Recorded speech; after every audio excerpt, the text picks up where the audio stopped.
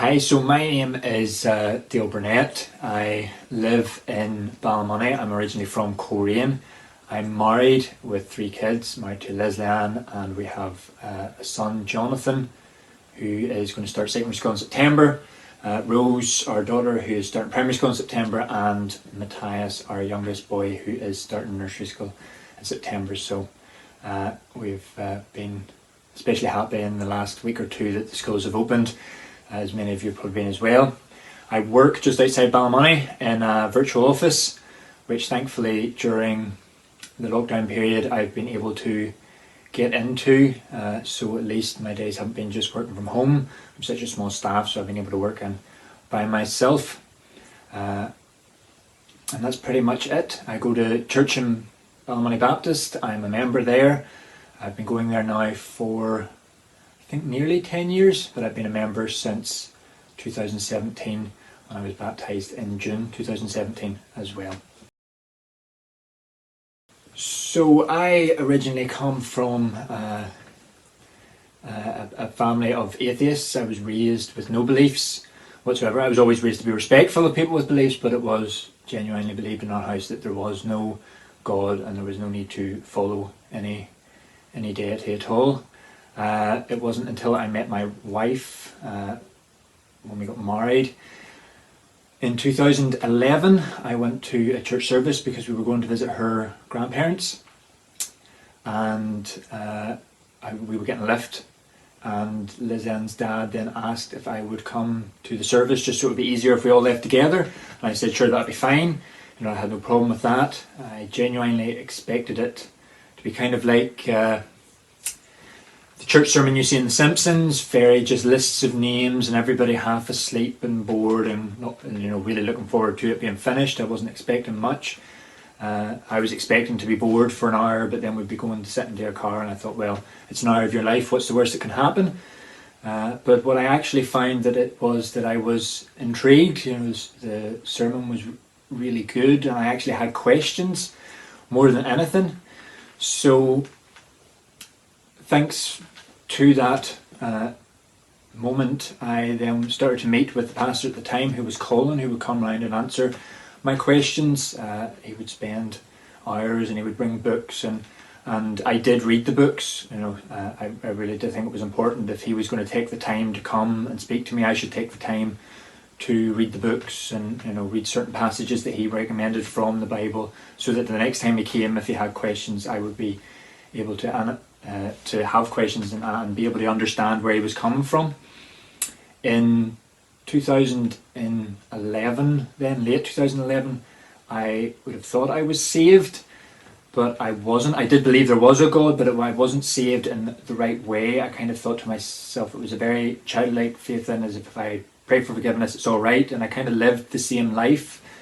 And then in November of 2012, me and my wife suffered a miscarriage, and I couldn't understand it. I was like, but I'm a Christian, this shouldn't happen, this isn't right, and was doing Christianity Explored at the time, and actually the night we suffered the loss, I went to Christianity Explored, and I just couldn't understand listening to the video going, but it doesn't seem right. I am a Christian, and yet this bad thing happened.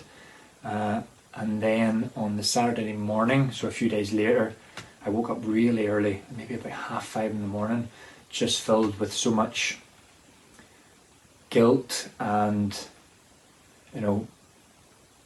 regret about my actions, about the way I'd been thinking that week especially, and how wrong I was, and how that I then wasn't saved whatsoever, that I wasn't. I believed there was a God, but not in the right way.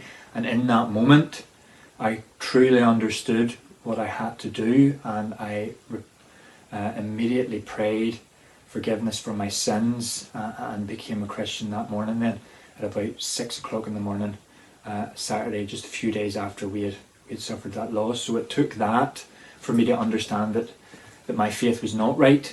I was not believing the right way. I was believing in it worked for me, that I could live whatever life I wanted, and that was completely wrong, and not the point, and not what it means to be a Christian.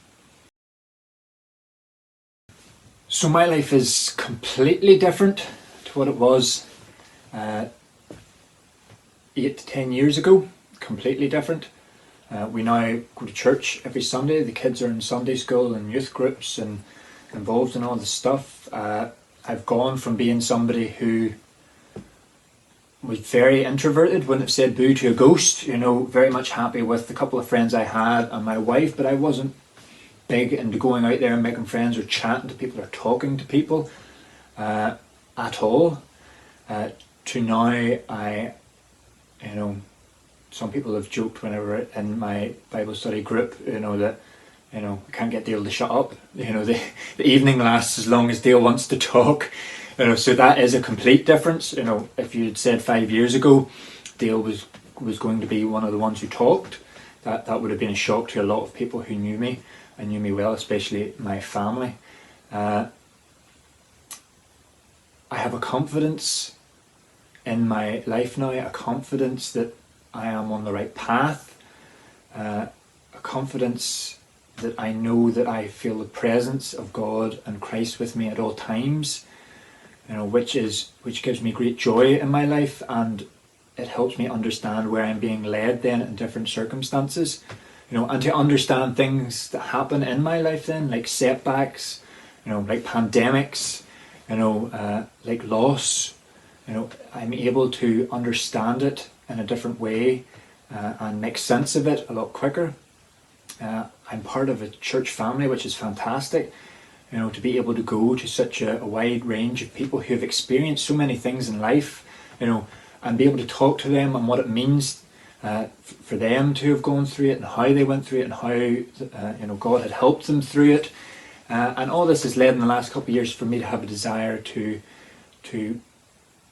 work in the church. I don't know 100% what capacity that'd be like, but in the last year I've started training in Cornhill and really furthering my knowledge of Scripture and furthering my knowledge in how to present Scripture to other people. I've really been enjoying that, going out and meeting young and old Christians and not just always being in the same group. I think it's so important for us to get to know each other. But through that I have a great desire as well to use this newfound voice that I have found over the last few years to really speak to people about their need of Christ, especially things like this. This 5-6 minute video question thing 5 years ago would have been no. Andy would have come to me and said, Dale, we want you to do this video, and I would have said, no thank you, Andy, go find somebody else. Even though it's a video, I don't have to see anybody, it just wouldn't have happened. But it's so important that people understand how important Christ is in a Christian's life, how important it is to be a follower of Jesus. We've been doing this in Cornhill, we've been doing this in church. It's so important that people are aware of their need to be saved, especially today, of their need to follow Christ, to be one of His children. There is no sitting on the sidelines, as it were. If you're not with Christ, you're against Him. And it's so important that people realise their need for Christ in this day and age. People will argue that everybody can have what they want and each to their own, but it's just so far from the truth, and it's a really depressing time to live in that sense, that if everybody can choose what they want, when actually what people need is to know Christ in their lives. And speaking from somebody who came from nothing, no belief, no desire for a belief, no want for a belief, it's changed my life radically. Yes, it hasn't been easy. I have lost friends, I have people who don't respect me in the same way, but that doesn't matter. What matters is that I have been saved, I have been chosen to be one of God's children, and I find it so important to do this then, to speak about it and to talk to people about how important it is and why they need to listen and pay attention and realise their need for Christ as well. Being a Christian really does help me look forward with a sense of hope and optimism, and I don't really have any panic about the future. I don't worry about the future. I know I'm on the path I'm supposed to be on. Don't get me wrong, I have hopes and desires and things I would maybe like in life. I would like my children to have a great life as well. It doesn't mean I just don't think about it, but I am confident that I can pray about it. I can talk to God about it. I can talk to fellow believers about the future with hope and with optimism. I don't worry so much about death, because I know what is awaiting for me on the other side. Again, I'm not very old. I'm only 31, so I'm not in any desire, to die. I would love to be here with my family as long as possible, but I don't have a fear of it. And if this year's taught us anything, people have a real fear of death. But as a Christian, I think it's important to show that even though we don't welcome it immediately, we are not afraid of it. We know that we will be going to heaven, and we will be with Jesus and with God. And that's just amazing to think. And it's why stuff like this is so important, especially this time of year.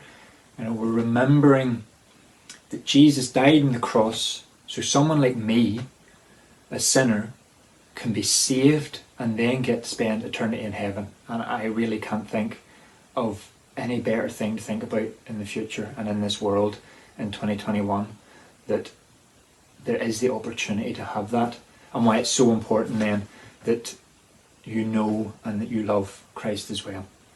Thanks very much.